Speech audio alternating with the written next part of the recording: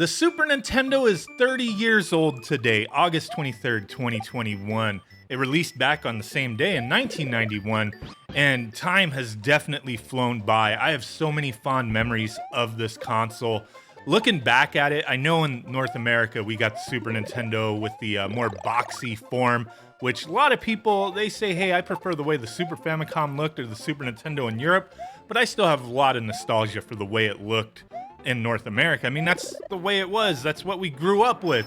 The system was just mind-blowing in my opinion. Not the first system that I ever had. I started out on the Atari 2600 and then the NES and then moved on to the Super Nintendo. I didn't have one day one, mind you, but I did play one day one, and I still have very fond memories of that day.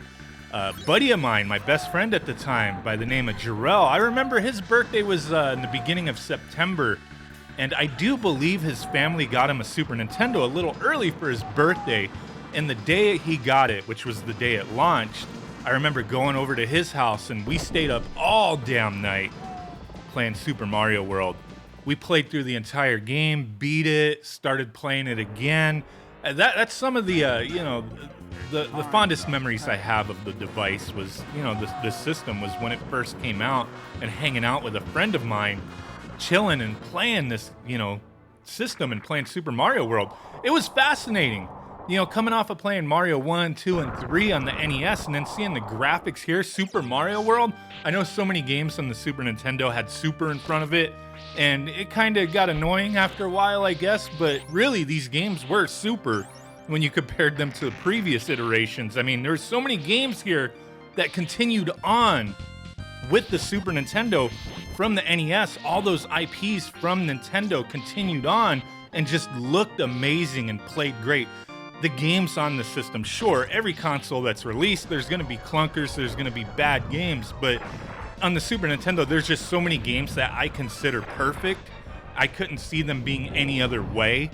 Super Mario World is one of them. I mean, man, like to have a system launch with a pack-in game, that's almost unheard of nowadays. It still happens occasionally. Sometimes there's, special edition bundles, but what I'm talking about is like when a system launches, the day it comes out, like it comes with a pack-in game. Nintendo used to be really good with that. I think they stopped that at what, the Wii? I mean, before the Wii, I don't think some of their systems came with the game, but we had, like Wii Sports and whatnot. But yeah, that was awesome. To buy a console, to get that thing and have a game packed in with it, man, beautiful times, beautiful times.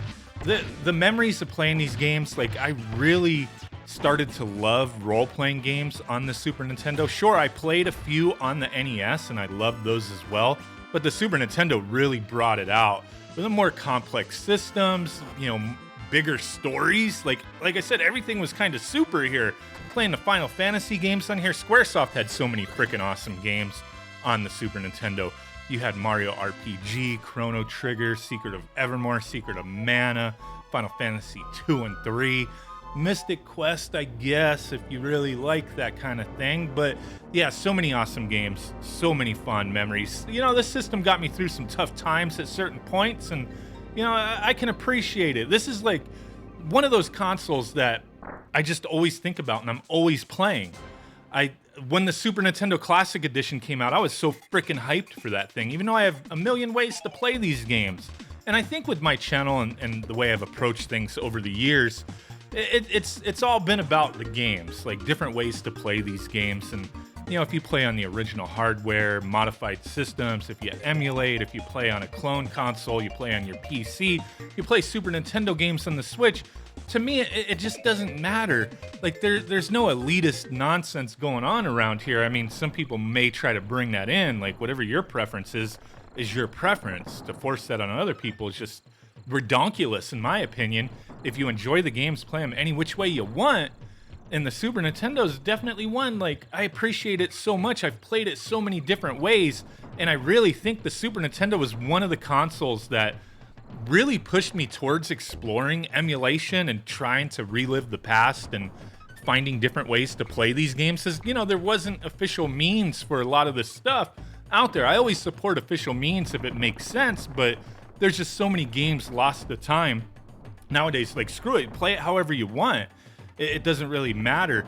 And with the Super Nintendo, man, I remember the first game I ever emulated, like when I was looking into emulation for the first time. I couldn't even tell you exactly when it was, but I remember digging into emulating the Super Nintendo, and the first game I emulated was Earthbound because I'd missed it so much. I wasn't one of those people who discovered Earthbound later on in life and was like, oh, this is like a cult like hit. No, I had the game around the time when it launched and really loved it. But to go back, you know, like I talked about, I played the system the first day it came out with my friend. I was always over his house playing it. I bought a Super Nintendo about almost a year later. I didn't get one right away. I had to save for it, and that's one thing that kind of, you know, I guess at the time I didn't regret, but later on I kind of did.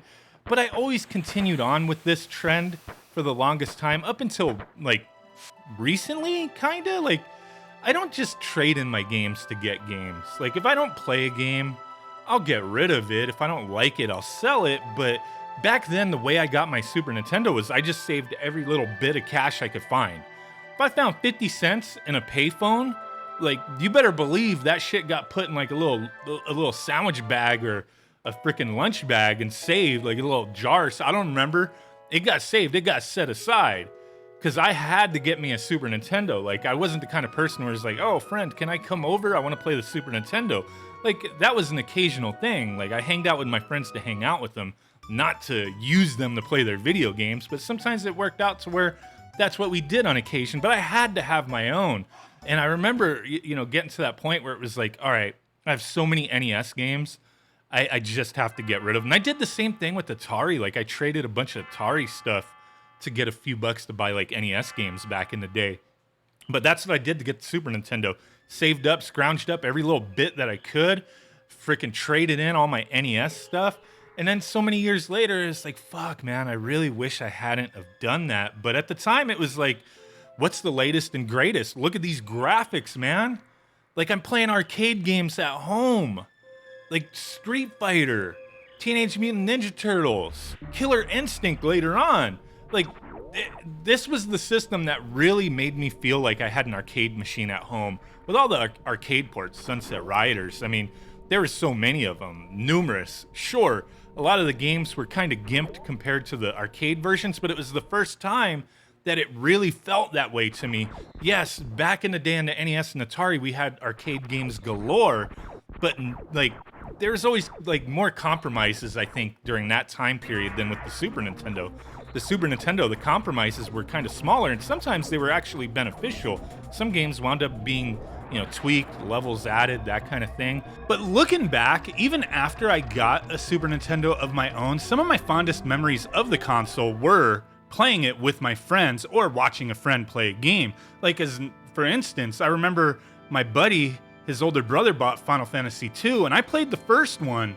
So I was intrigued by this, and we sat and watched him play. And then eventually, you know, we started playing it, but he named all the characters after us, and we just chilled watching it. So yeah, I didn't really play the game at that time, but the experience was still, you know, there watching this awesome Super Nintendo game that kind of helped grow my love for the Final Fantasy franchise and the Super Nintendo in general. And then even going past that, I remember a buddy of mine who also had a Super Nintendo. He would invite a bunch of us over, and we would all hang out at his house and play Mario Kart. But we would have like tournaments, not just like against each other in the normal ways that you would, racing and, you know, battle mode type of thing. But we would do this cat and mouse game. I don't know if a lot of people did that, but there was like a code where you could hold a button down and shrink your character so your character would be small. And we would play like a 2-player match where it was cat and mouse. So the mouse was the little character, and then we would reverse the course, like flip around and go backwards on the course. The mouse would get like a head start and just go off, and then after so long, the cat, which was the normal size character, you would chase after them and try to squish them, type of thing. I don't remember the whole point of it, but I do remember doing that quite often, and just, it was fun. It was stupid fun. Did anybody do that too? Play cat and mouse with Super Mario Kart? Like, coming up with your own modes and challenges and games was definitely a fun time that it predated the Super Nintendo, but I do have a lot of memories of stuff like that. with the Super NES. But yeah, they're just, oh my God. When Street Fighter came out, I remember my buddy, he went and got a copy of Street Fighter 2 for the Super Nintendo at the Capcom booth. There was a Capcom booth in the mall. They only sold Capcom games, obviously, Super Nintendo, NES, Genesis, just Capcom stuff. And that is where he got Street Fighter 2. I think they only had like one copy left, because at that time, that was freaking nuts, dude. Street Fighter 2 on a home console. Street Fighter 2 was huge. We would go to the liquor store every damn day and play Street Fighter 2 on the arcade. I mean, it wasn't an arcade in that sense. It was a liquor store selling beer and cigarettes and stuff. And they had a Street Fighter 2 cabinet in the back. And yeah, we all would be there playing. We couldn't buy alcohol, but we'd be playing Street Fighter 2. So to have that at home was a freaking ridiculous thing. And those were the good times, man. Playing those couch co-op, competitive type games, all that stuff. I mean, that continued on past the Super Nintendo, but at that time, those were some of the fondest memories I had, were playing those games. And then just escaping from, like, you know, whatever ridiculousness was going on in life, playing Final Fantasy 3. I remember Final Fantasy 3 came out.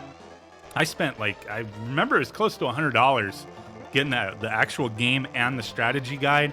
And I would just, like, I refused to eat. Like, I would just stay, like, in my room playing Final Fantasy 3 nonstop. Like, I was so addicted to that freaking game, man.